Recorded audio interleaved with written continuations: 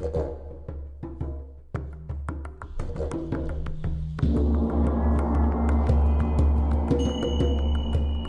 everyone, welcome to Expansion Cast.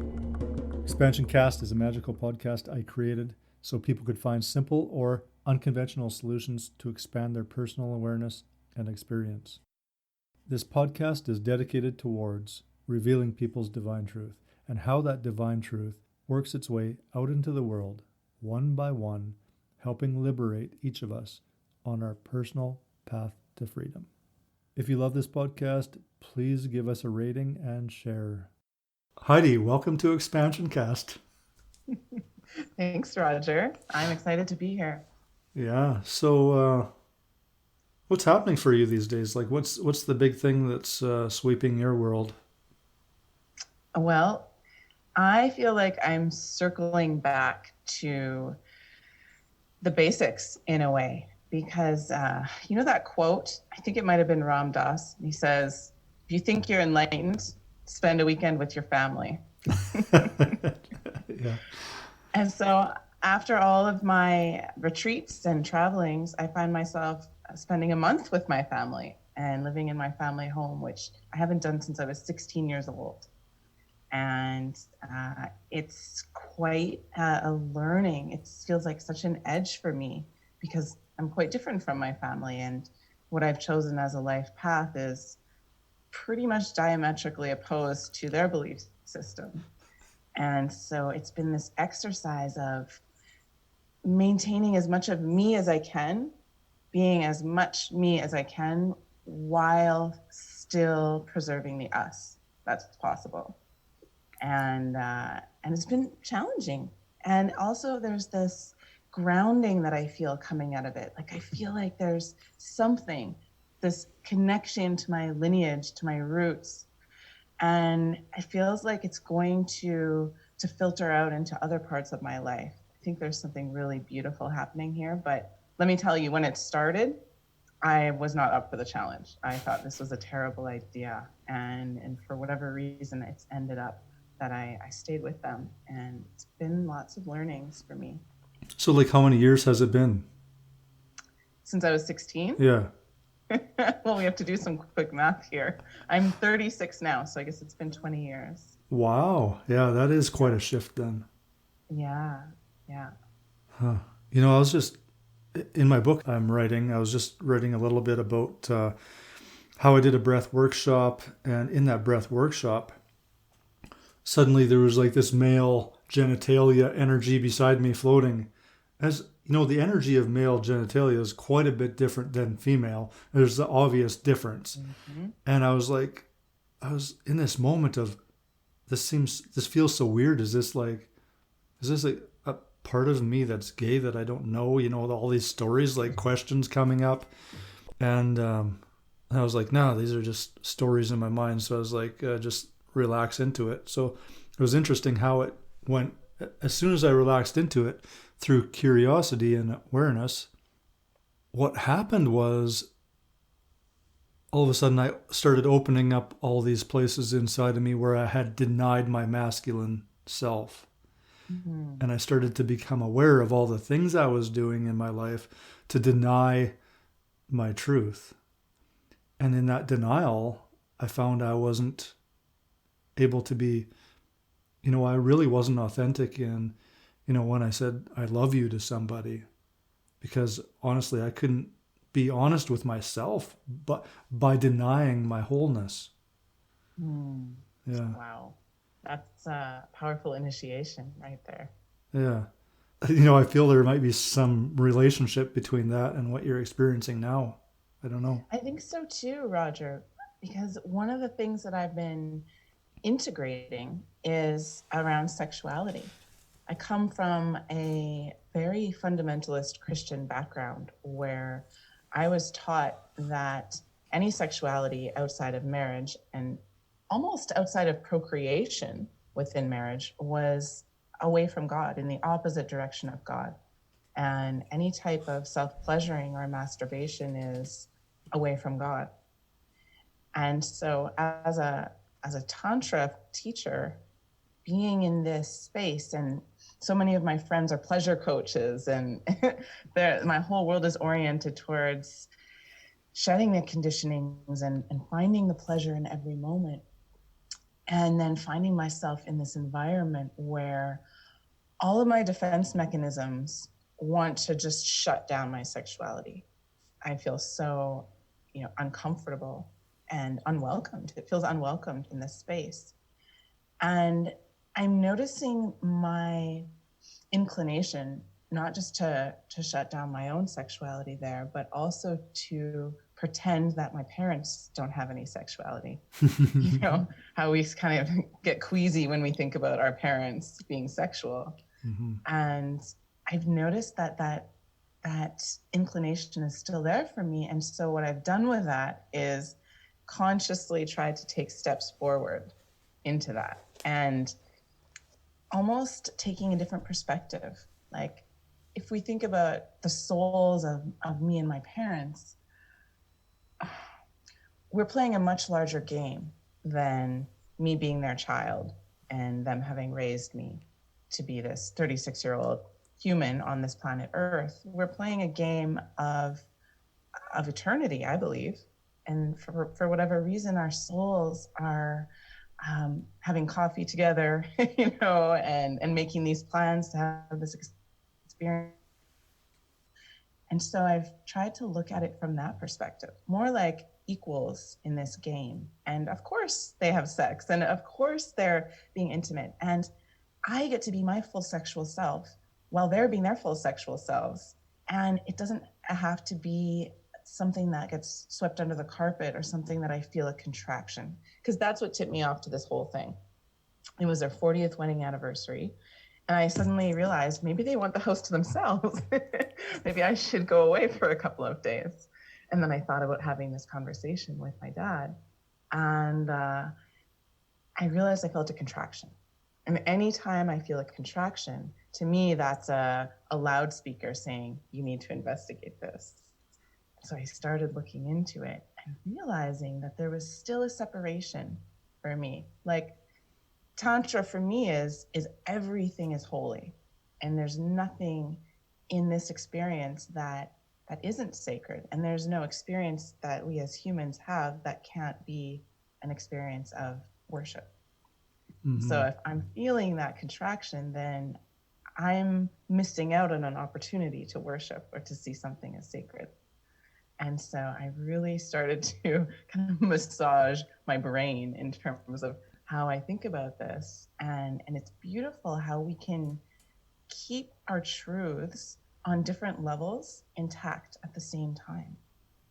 So this is going to get into some maybe weird territory for some people. It feels like the conversation's naturally going there. So I just want to check in if this is still feeling in the right direction for you, Roger. It does. I have no direction for the podcast. It just flows and goes where it's supposed to.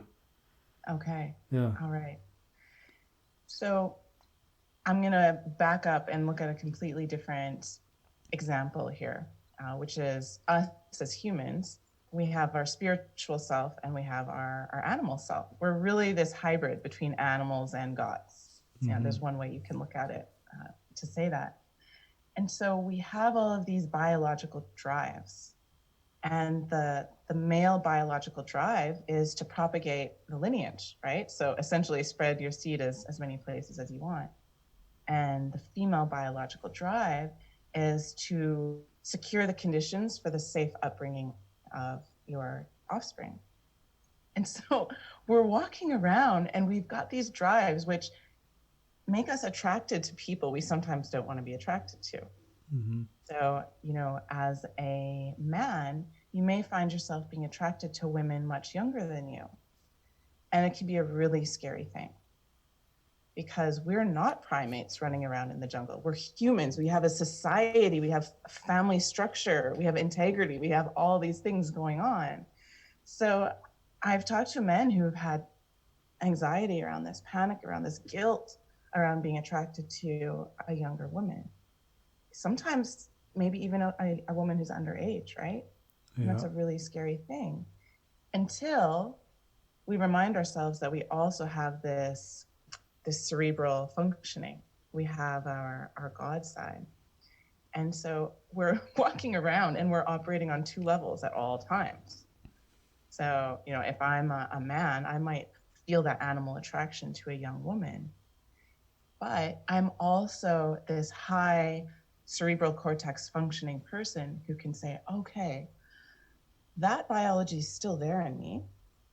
And I am an evolved being who's chosen this life, who's chosen to incarnate in a world where we have family structure and we have societal structure, and where it would be very psychologically damaging for that relationship to ensue.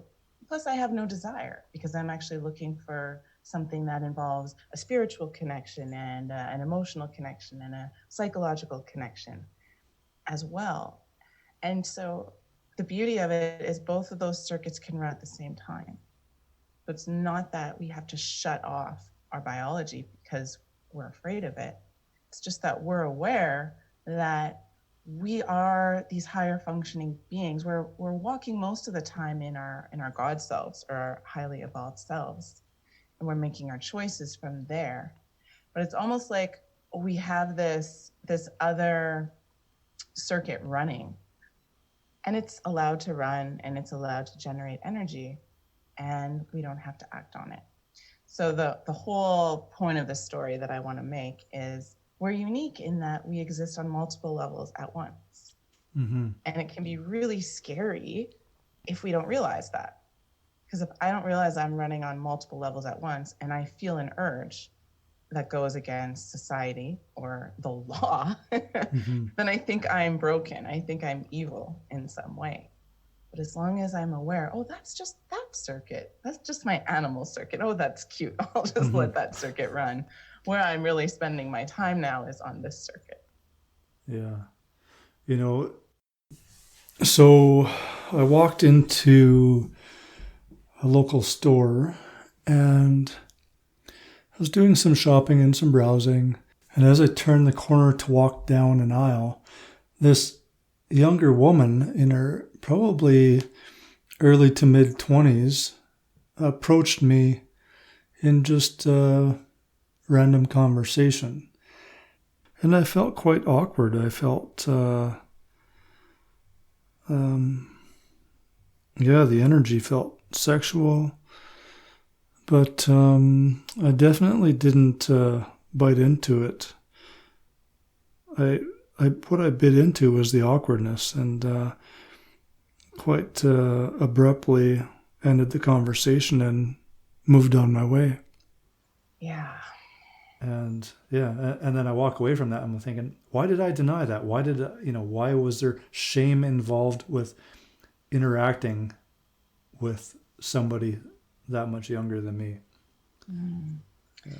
And what if you could notice that spark of energy and pick it up with your hands and take it to the place where it serves you to be the man that you want to be in the world, mm-hmm. to show up in the divine masculine, to create community, to be that protector for young people? Like, what if that could be used as a resource? Mm-hmm.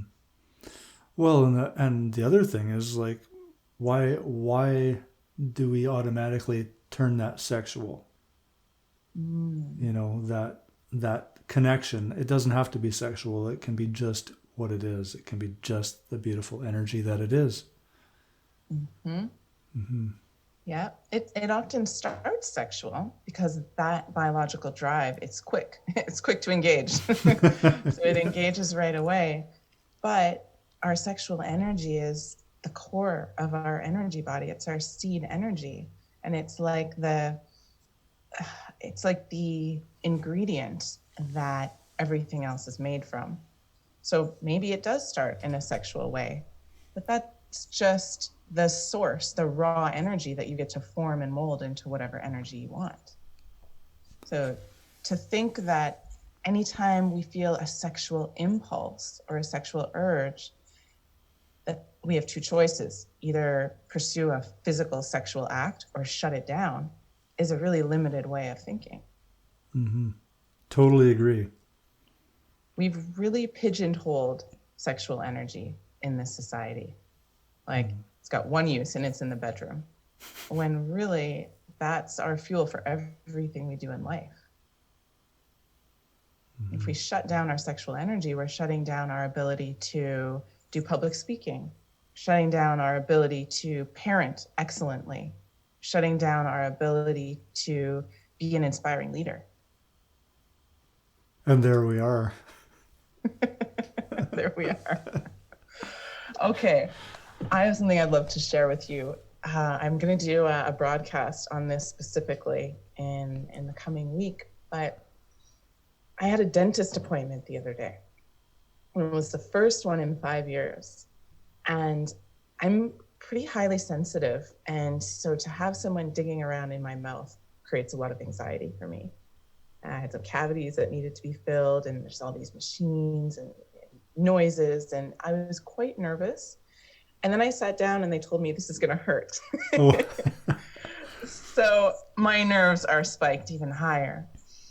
And as I'm sitting in my chair, the question I always ask myself is, how can Tantra help me here? And so I decided to start tapping into this resource that I talk about our sexual energy. And I engaged my sexual energy, got it running as much as I could, and then just started circulating that through the body, almost like a microcosmic orbit, and then sending it to the places where they were doing the work. So what happened with that was I felt instant empowerment, like instant resilience. Like instantly, I could withstand much more than I could have 30 seconds before. And as it progressed, the feelings that happened were transmuted to almost a pleasurable feeling. Like this wasn't an extreme pain. I think this would be an even more advanced practice that's possible with extreme pain. But in this case, it wasn't. It was mild pain.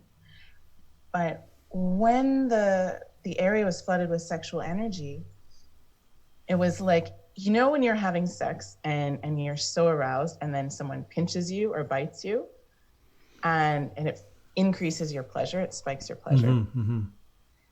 If you hadn't been having sex or aroused and that same bite came, it might hurt. But when you're aroused, it turns into pleasure. Its boundary between pleasure and pain is marred, or the spectrum, more accurately, the spectrum of pleasure and pain is seen as a spectrum, not as two distinct entities. Mm-hmm. And so I'm sitting here in my dentist chair and I'm wondering how far should I let this go because I may cause a scene at some point. So I'm just kind of moderating it. But I thought it was so fascinating that even the dentist can be turned into a pleasurable experience by tapping into your sexual energy, and how it's even a type of anesthetic in a way, a replacement for anesthetic. Your poor dentist has probably spent the last few weeks thinking about you. Oh, not that that's bad. Pretty low key, low key. But I'm not gonna lie, I had the thought, what if there is one day a society where it's completely okay to go to the dentist and touch yourself because they know it's going to help the experience for you? Like, what if we lived in a society where it was like, okay, you know, here's some, here's a nice tea and some really soft blankets. Now you get really comfortable and we're going to start the procedure. Oh, that's an interesting conversation for sure. I've always tried the avoidant technique where I think about, and I wonder if it plays into this, because if you're tuning up your sexual energy, your concentration isn't in your mouth, it is, you know, in your sexual energy regions. And so there might be something said there, because I know, like, I will, if I got pain in my mouth when I go there, I'll really concentrate on my foot and the energy in my foot or something. So, and then the pain in my mouth is quite a bit, it's dulled, yeah. Mm-hmm. Yeah, I think there are different strategies that you can pursue. Yeah. I'm always looking for the most integrative strategy that I can find. And I truly believe that pleasure and pain are on a spectrum, and that the practice of Tantra is to experience further on both sides of the spectrum and experience the divinity in both of those. So, I've played with this a lot in the emotional realm. Heartbreak has been probably the strongest catalyst towards my heart opening. Like, my heart chakra access has come primarily from heartbreak and going fully into that pain until I find sweetness on the other end. And so, to me, that's possible on the physical realm as well. And I'm very attracted to the idea of going so deeply into the pain that I reach pleasure. And there were moments of that. The other practice that I like to do at the dentist is feeling the feelings as vibration. So stripping off the meaning, a man is drilling in my face, and going to the source, the raw vibration of energy. And there's something there when it's just the raw vibration of energy, it can actually be pleasurable. Another great example is construction sounds. Construction sounds are one of the most abrasive sounds that we want to shut out. But if we strip off the meaning and just feel the raw vibrations, they can be really erotic. Well, I haven't experienced that yet. But some of the interesting things I do is when I'm in full sexual energy, when I was at Kundalini Yoga, and I kind of associate sexual energy and Kundalini energy as very similar. In the end, I was in a really deep meditative state, my sexual energy really high, and they passed around these really bitter oranges, those little tiny ones. And the thought come to me, what if I just eat the orange without peeling it? In this state, what would it be like? So I did. I took a really slow bite, and honestly, it was absolutely amazing.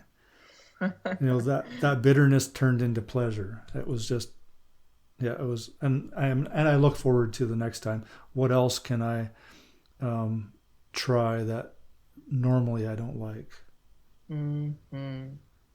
Yeah. This is the practice, and there's no end. There's no end to how many hard or uncomfortable situations can be turned into bliss.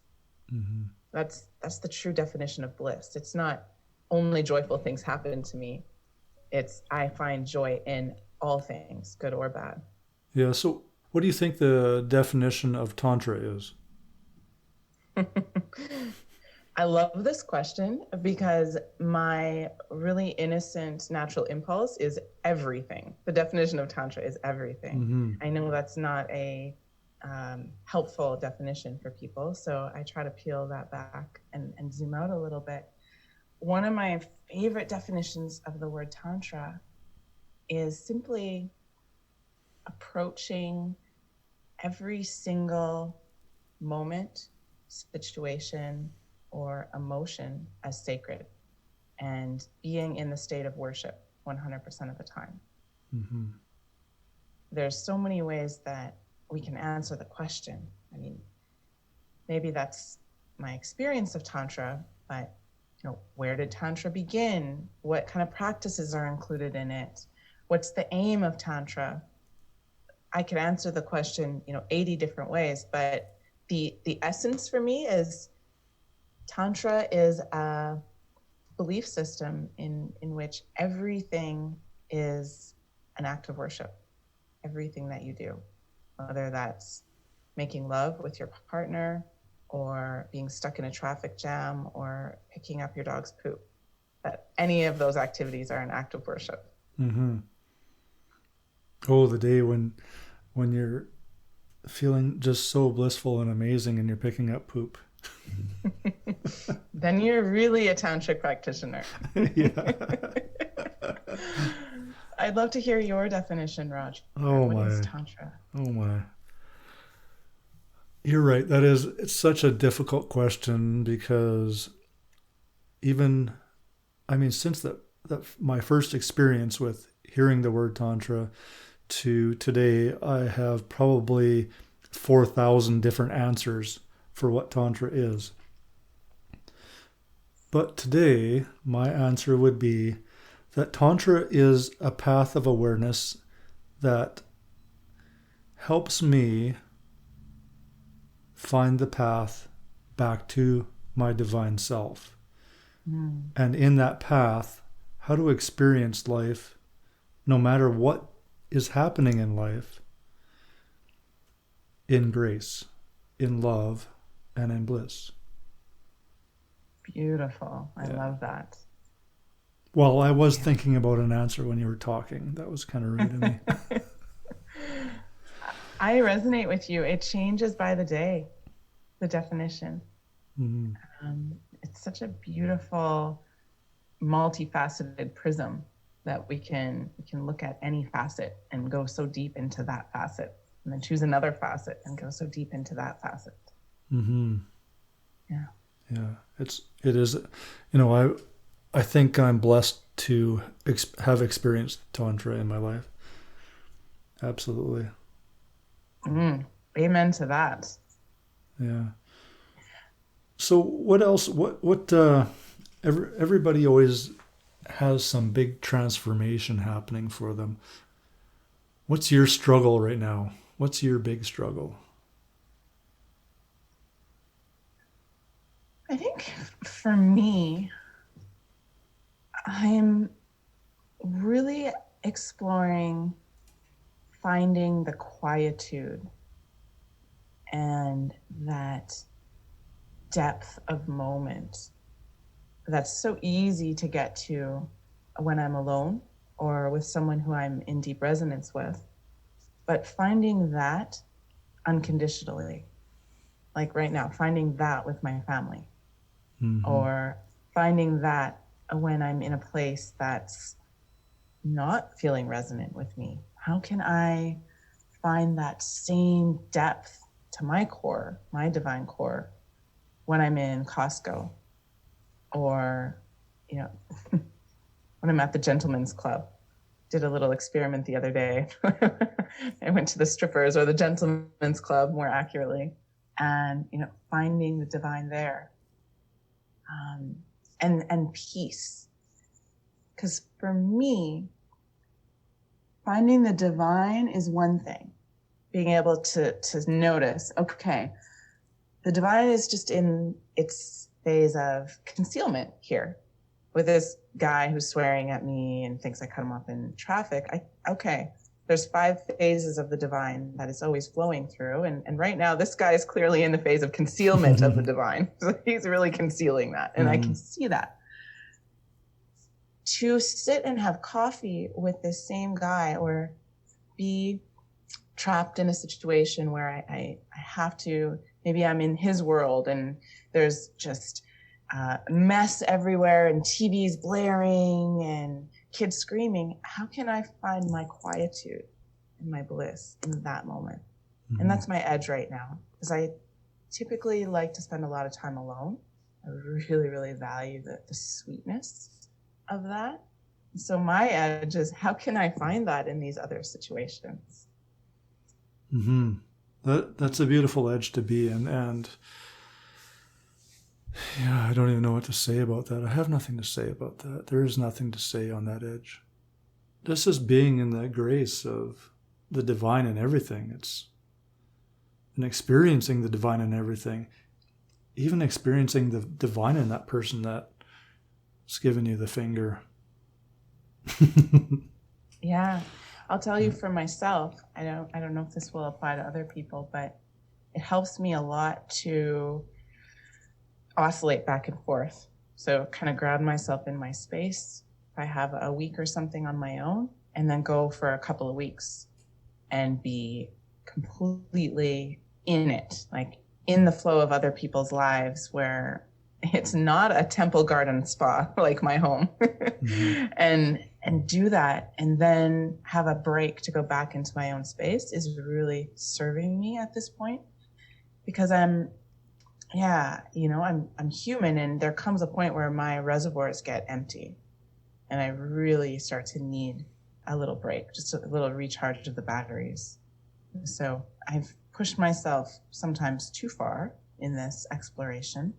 And I think it's important that it's treated as a practice, right? It's not like you're going to be an expert at this at first. So self-care, doing what you need to recharge your batteries, and then going for another try. Mm-hmm. Yeah, and everybody's batteries get charged differently. Some people's batteries get charged by being in that crazy wild space. Yeah, I identify as an introvert. So for me, if I really need to charge myself up, I go out into nature, I meditate, I do something where I can just go deeply into myself. Yeah. I don't know how to ask you this, but what does it mean to be in self? What does it mean to be in that space? I mean, I get there, but what does it mean to people who really might not know what it is? I feel like there's this treasure that lies inside of all of us, and it's walled up pretty well. And any resistances that I feel are a wall. And for me, the way that I've gotten through those walls is facing any emotion that came up. And when I feel a tough emotion, if I distract myself, if I go get something to eat or put on a show, that wall stays there and I'm separated from my deep core. But if I resolve myself to fully face that emotion and be fully present with it, even just sit down and say, okay, I'm going to sit down for 1 minute and be with this emotion, whatever it is. Maybe it's shame, maybe it's guilt, maybe it's fear. I'm just going to sit for 1 minute and be with shame. And that wall separating me from my deepest core, I like to call it our delicious core, because when you get there, it's so sweet, so juicy and delicious.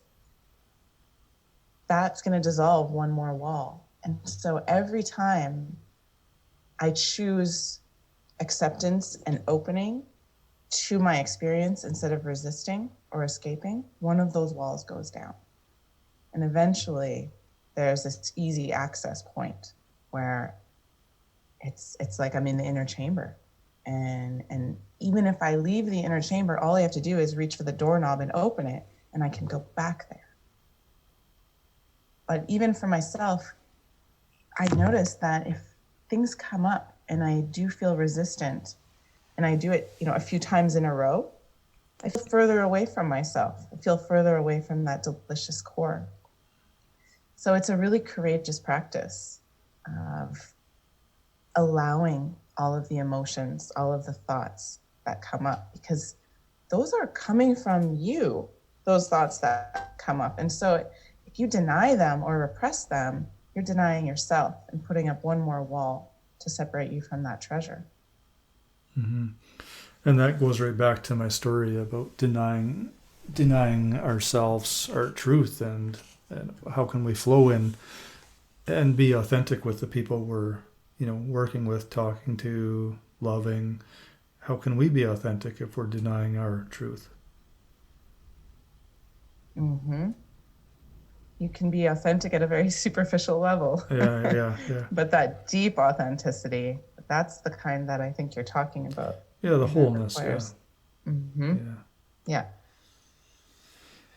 So I want to ask you about, do you ever separate your wholeness? Do you ever move into a space of safety where you communicate from, where you communicate from a stage of safetiness versus a stage of complete transparency? I love this question because I think about it, and we touched on it already today. One of my biggest goals in life is authenticity. And I've explored this word a lot. And I came across a definition one day. Authenticity is not blurting out everything that's on your mind necessarily. it's transmitting the essence of who you are in the moment. And I thought that was interesting because parts of my life I've swung the pendulum all the way to the side of full disclosure, too much information, oversharing in my quest for authenticity. And feels like I'm on a bit of a refinement to find that place where I'm not necessarily oversharing or blurting everything, but I am being 100% me in that moment. I'm exactly transmitting where I am right now. So if you sit me down with my best friend and we're having a conversation and you put me on stage in front of 100 people, I'm likely to show up differently in those two places. And the recipe for that is likely one part fear, one part prudence, one part efficacy, one part talking to my audience. There's a whole concoction that goes on there. And it's really easy to rationalize reasons not to be authentic. So it takes a lot of lucidity in that moment. But one thing that I find, personally, is if I'm in the throes of a situation, like really something's really raw and really gritty and really crunchy for me, I'm going to share that, but I'm likely going to wait to share it on a public forum until I've seen the other side, until I can bring something of value to my students or my audience or whoever it is. Because there's a balance, a dance as a facilitator that has to be done where you're honoring the fact that the space is service. So I'm there in a space of service when I'm in front of a group of people.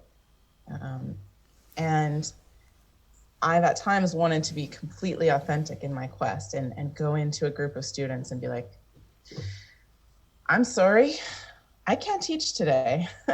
I am feeling so disempowered and this thing is happening with my partner and I can't. And knowing that they would support me and they would lift me up and everything would feel so good.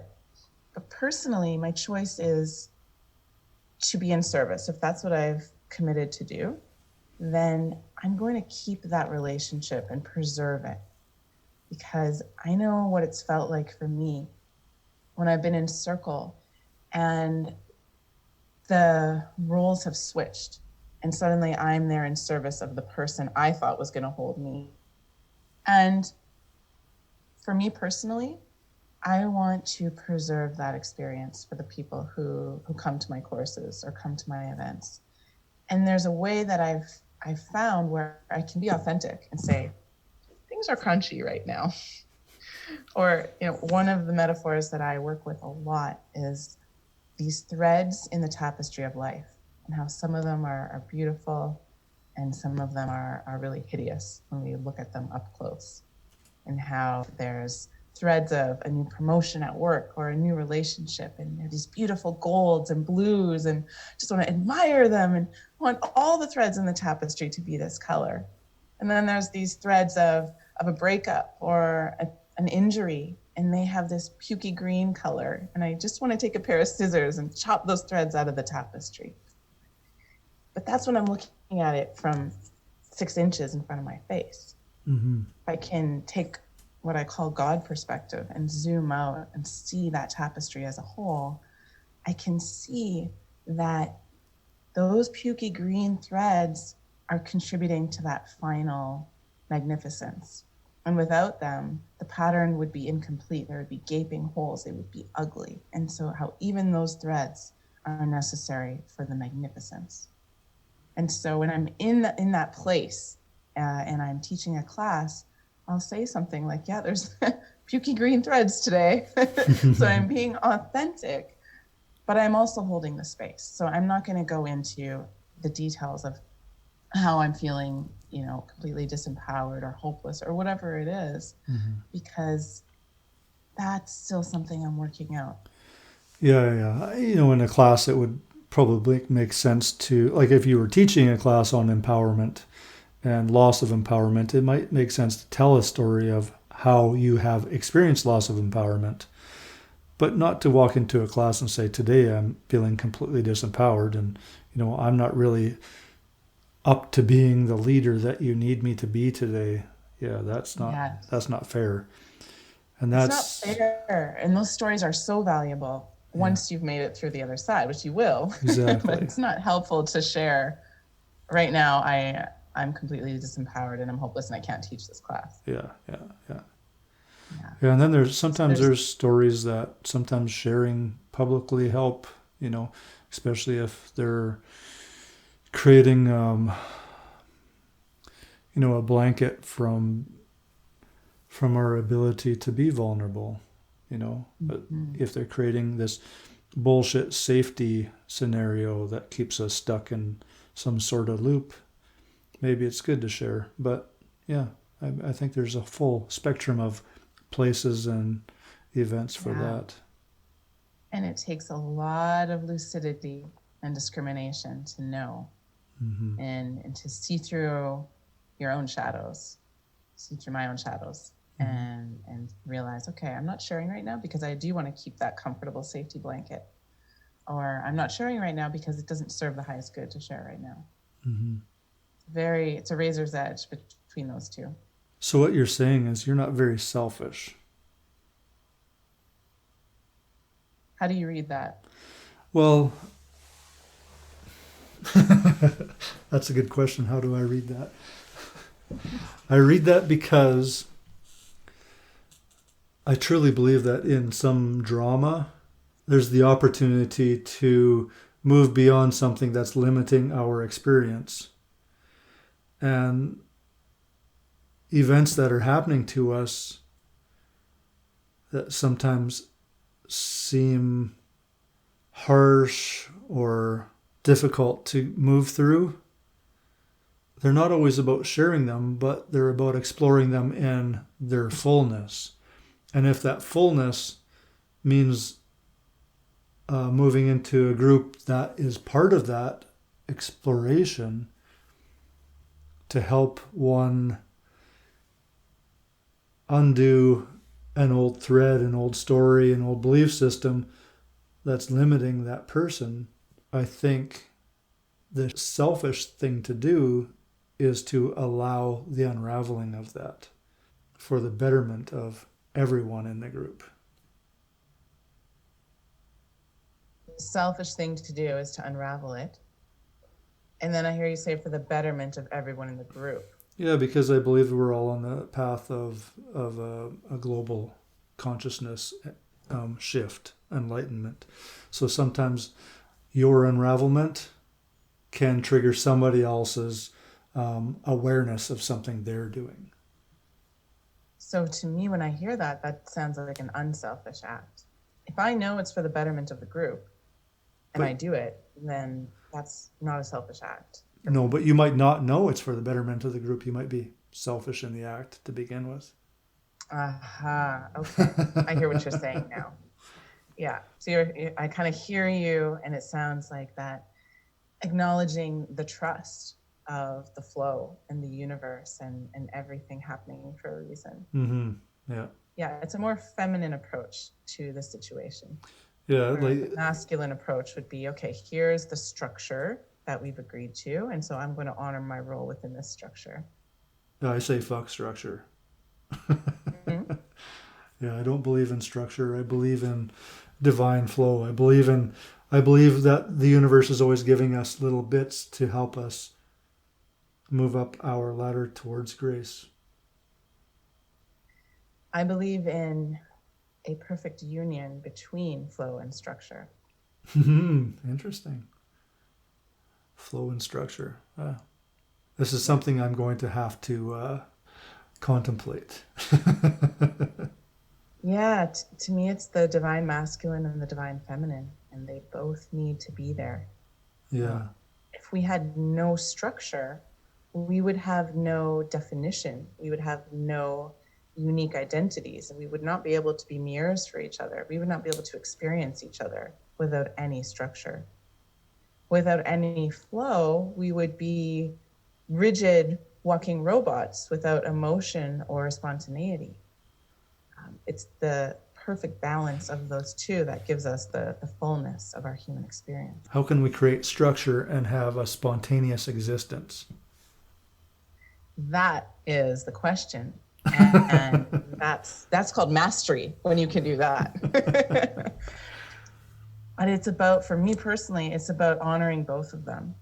And because most people that I've encountered tend to focus more on one side than the other.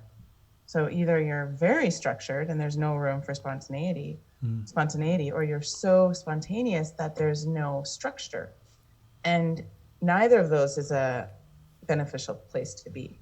Yeah. So creating structure within which to flow is a really beautiful way to approach that. So for example, I may decide in my day that it's really important that I have a couple hours where I don't have to do anything. Like I can just be, and I can follow any impulse that I have.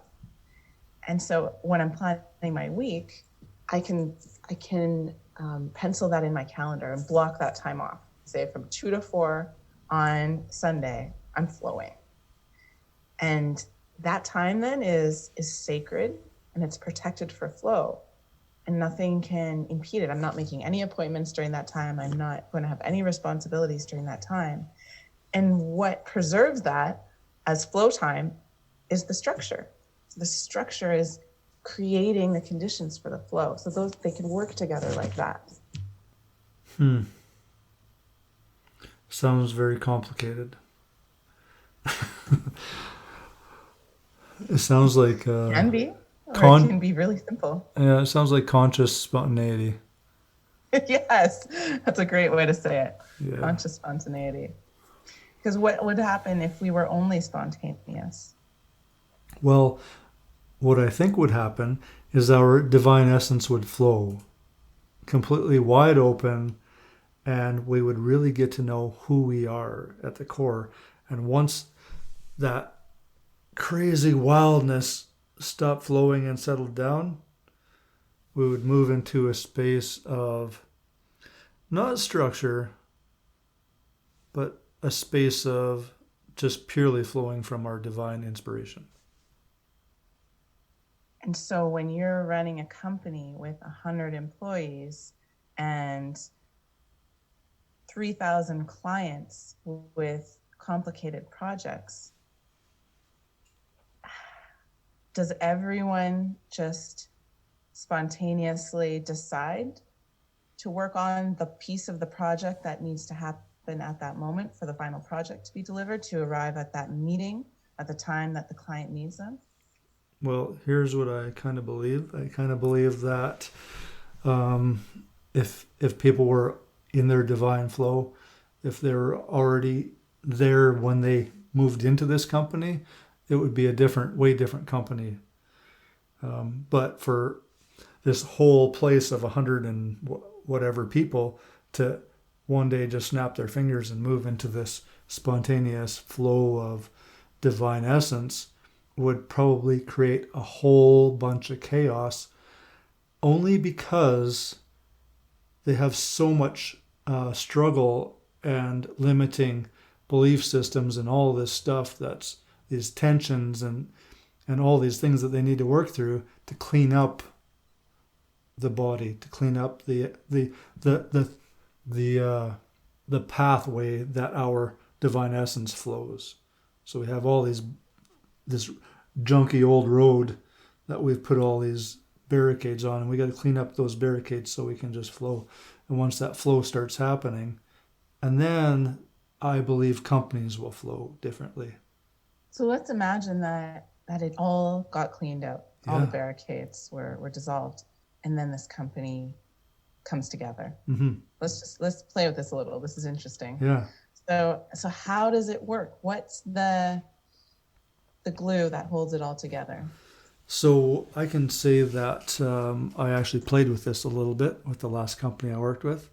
I was in sales, and traditional way of getting sales is to you have a target, which is set up on the wall, and what my role would traditionally be was grab a phone book or something and start phoning everybody that might want our product, try and fill orders and try and push them on new product.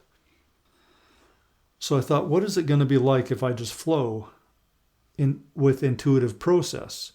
How will my sales numbers change? So I go to work, I sit down on my desk, and I'm not going to phone anybody that would be within a structure. A daily, like I have a daily task list of things I'm supposed to do based on how the company sees my position. I said, I'm not going to do that. I'm just going to flow with my divine essence and see what happens. Now, the universe knows that to keep all these people fed and employed, this company needs X number of dollars and it needs a continued growth. So the universe knows the easiest way, the easiest path to bring in this, to generate this revenue. So what do? I just sit down in my chair, relax, tune in, and I feel, oh, I need to go to the internet. So I go to the internet, surf around, and you get a couple companies, and all of a sudden I'm on this website. The name when I was in Google really stood out to me. It had this kind of a sparkle to it, an energetic sparkle. So I phone this guy up, and we start talking, and he goes, wow, you phoned me absolutely at the best possible time. And from that spark, I created a relationship with him, and I didn't have to force the relationship. It naturally occurred, and it turned out to be one of our largest clients in the end. And I just started doing that, and it was effort-free. Wow, Roger, I love that story. Yeah. Is there more?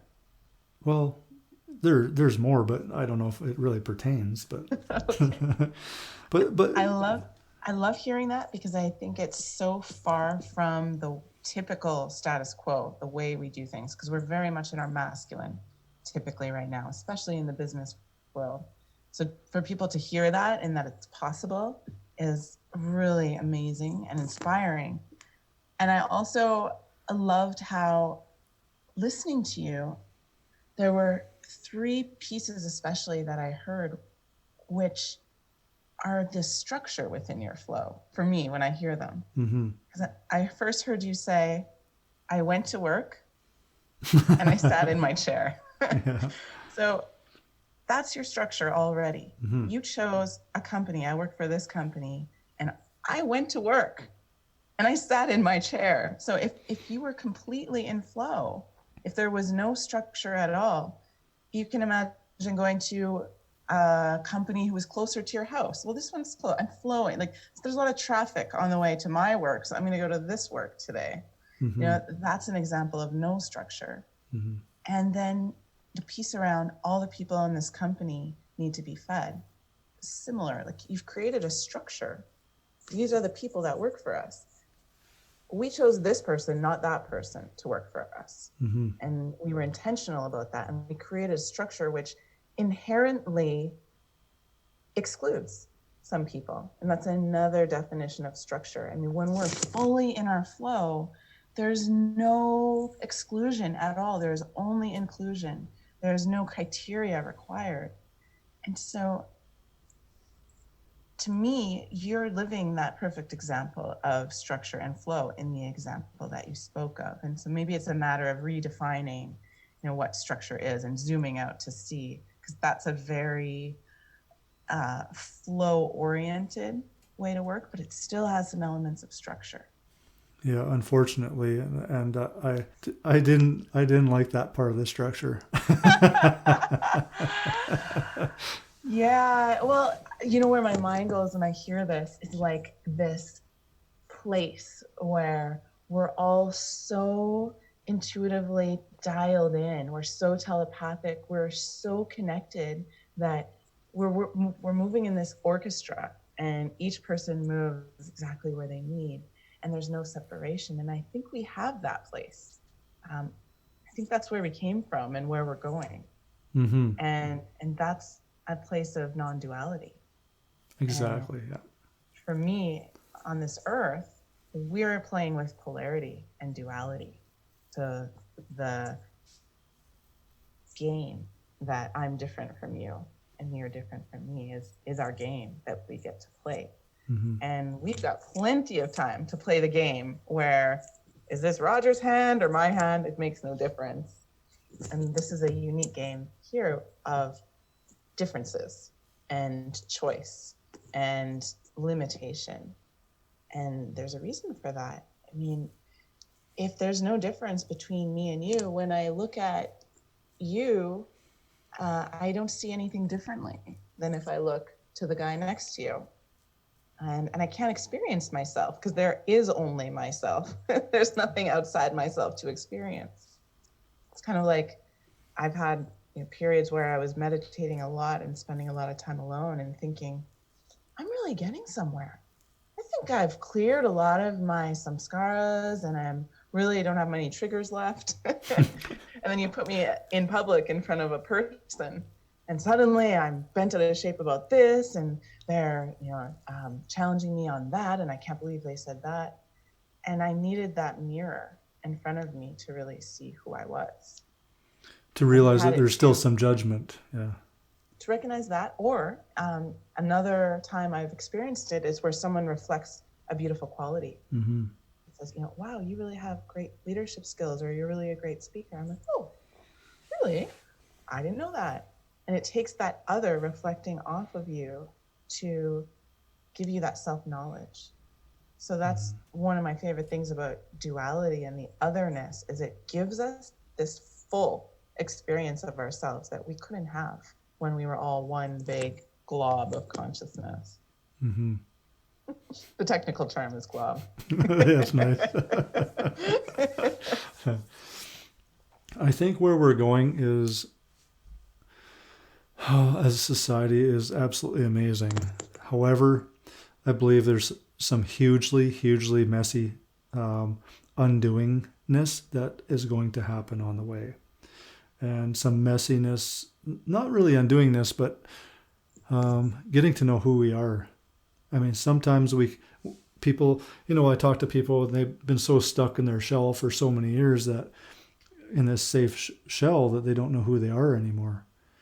And once I crack open that shell for them, they're like shaking and some anxiety happens because they see how they've spent their whole life creating this illusion, this identity that has taken them to this one point. And when they move from this point of realizing how the identity has kept them safe and that's not who they really are, sometimes some wildness happens. Some super elaborate, spontaneous events take place and help these people really dive into their passions, their true identity, their truth. And sometimes those places look absolutely ridiculous, scary, and we can really be judged from that point of jumping off. Mm-hmm. Jumping into chaos. Yeah, exactly. Mm-hmm. And I think we're heading a little bit towards chaos, or at least individually, I see a lot of people jumping into chaos, but coming out the other side in experiencing radiant beauty like you are. Well, I go through this layer cake of chaos and order all the time. Yeah. That's just the mechanism. That's how this is built, this duality. Mm-hmm. If you take I think it was Alan Watts gave this example.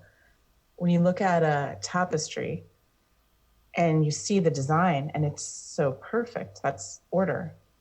But if you take a microscope and then you look at the threads in the tapestry, they're crossing each other and they're going in different directions and it looks very chaotic. Mm-hmm. And then you take that microscope and you zoom in one layer further and you see order again. And it's like this layer cake that depending on your perspective, you just zoom out a little bit, you see order. You zoom out a little bit more, you see chaos. You zoom out a little bit more, you see order. And you can look at our world like that. There's a way you can look at it where it's fucking disaster, pure chaos. But then you can zoom out one layer and look at the archetypes playing themselves out. You can look at the cycles of time. We're in Kali Yuga right now, this like kind of this layer. It's supposed to be a layer of chaos. And you can adjust your microscope to be at whatever layer you want. And what you see is real. It's just real from your perspective. So who are you? I ask myself this during certain retreats hundreds of times a day.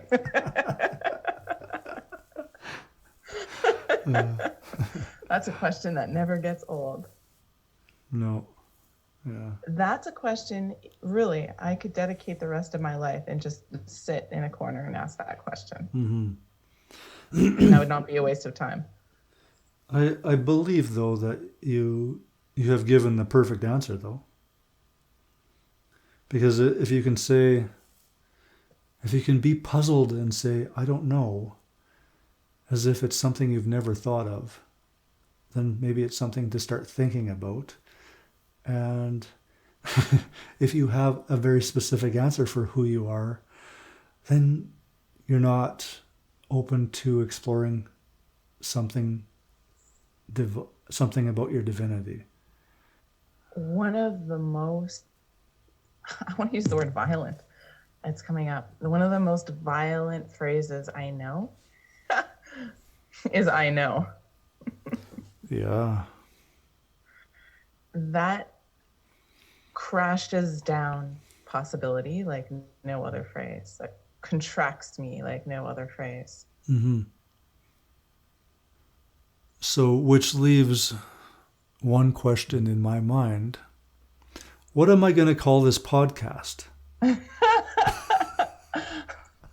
I don't know.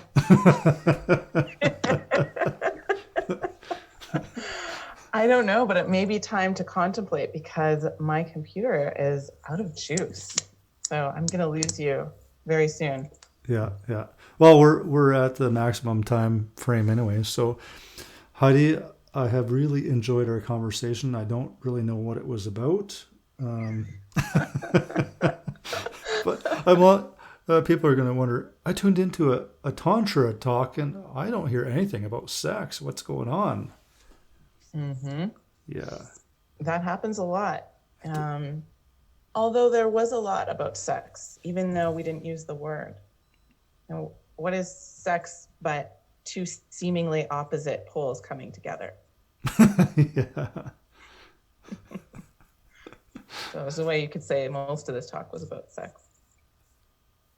True. Thank you, Heidi. Well, this was so much fun, Roger. Thank you so much for inviting me. I really enjoyed connecting with you on this level and just the exploration that your questions put me on. So thank you. You're welcome. You're welcome. This podcast is Expansion Cast. Thank you for listening.